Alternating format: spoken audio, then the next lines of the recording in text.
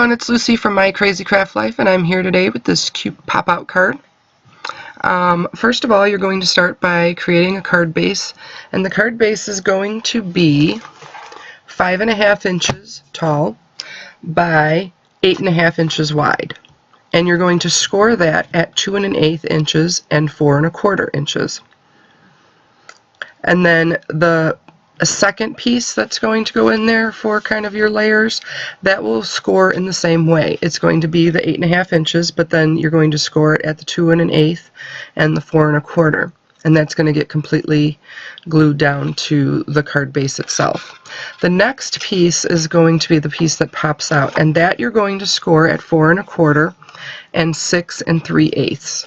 And so that is what you're going to score the pieces at, and those pieces can be as tall as you want them to be. It just depends on how much you want it to pop out excuse me, and what you want it, or how tall you want it to be when it pops out.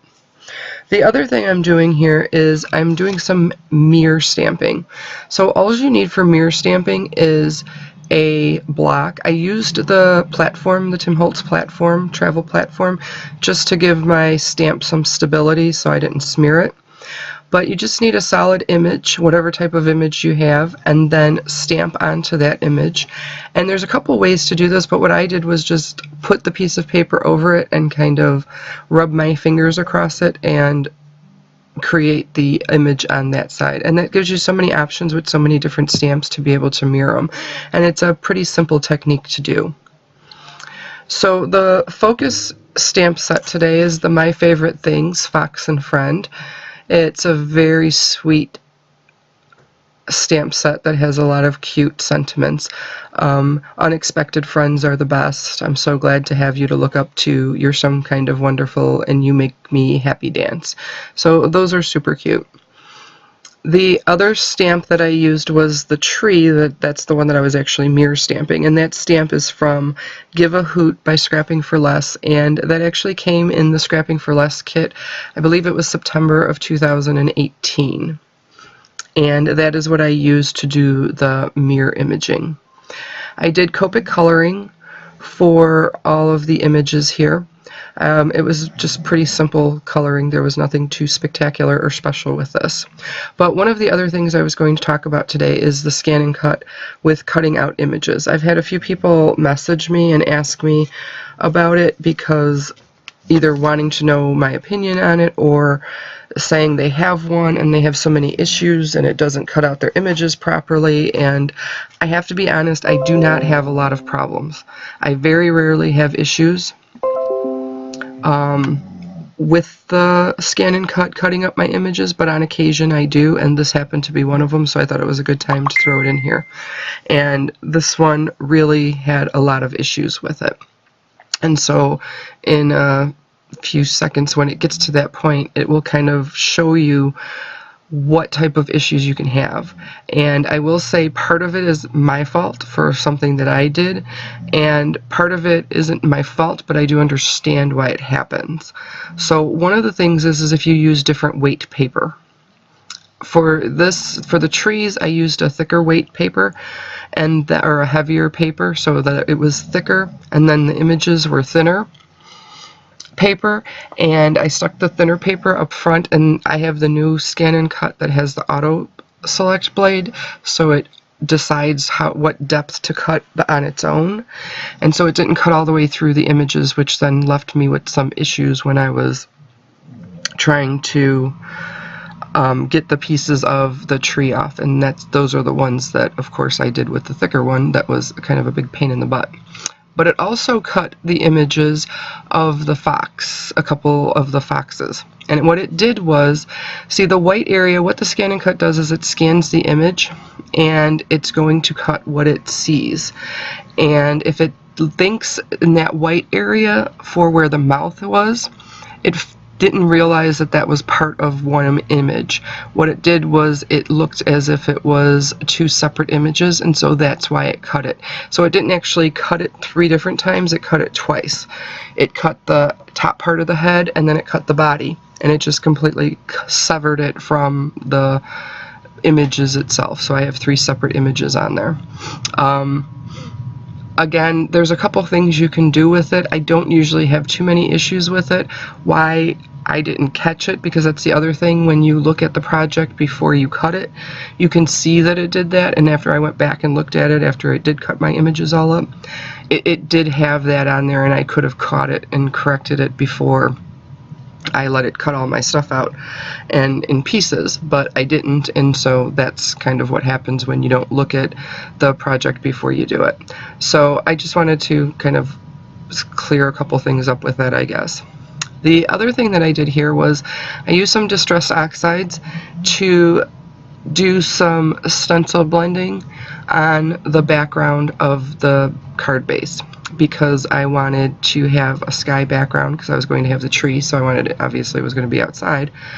And I used two different blues. I used the Salty Ocean and the Broken China, and I just kind of went back and forth with the two colors, flipping the stencil around to give it a lot of different layers with the clouds.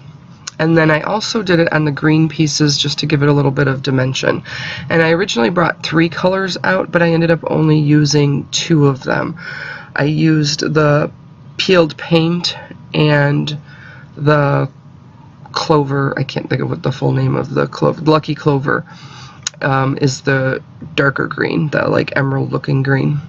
And I really just wanted to give it some dimension on there, and I just used a hill stencil so that it didn't just look so flat with just the flat color of the green from the cardstock. So I wanted to make sure that, like I said, that it had a little bit of dimension. So that's why I used the peeled paint and the Lucky Clover dioxides, and that's how I did that. So once this is done, I am going to piece this card together, and it's really easy to put together.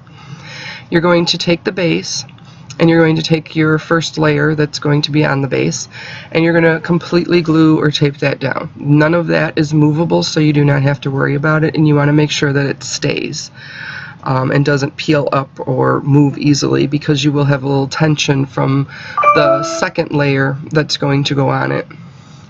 So you want to make sure that that original piece stays down there. So I used art glitter glue. I love art glitter glue because it dries so quickly, but it is still liquid adhesive, so it does give you that few seconds to be able to move it around. And I wanted to make sure that I got this on straight, which I still messed it up a little bit, but it's okay, it worked out. And then the tree image there, that's where I used the mirror stamp, and I wanted to put it in,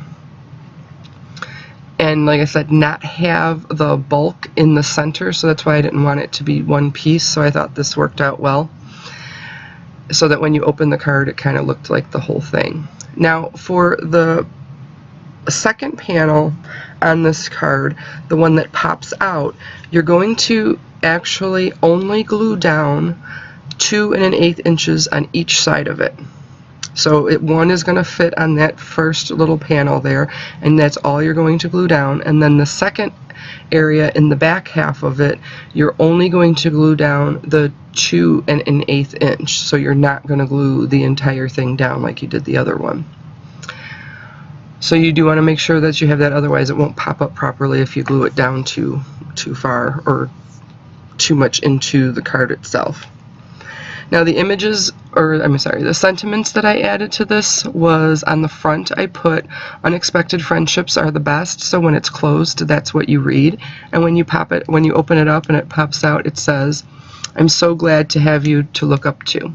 And then the rest of the images I just placed around the card, having the foxes kind of at a higher level than the mice, because one, I wanted to kind of get the size difference, but also because of the sentiment, "I'm so glad I have you to look up to," I wanted the mice to be looking up to the foxes, because that's kind of the image that it shows.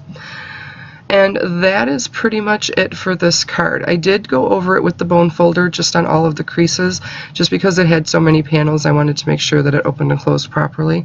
But other than that, that's it. So I hope you enjoyed it. If you have any questions, you can always message me. And thanks for joining me.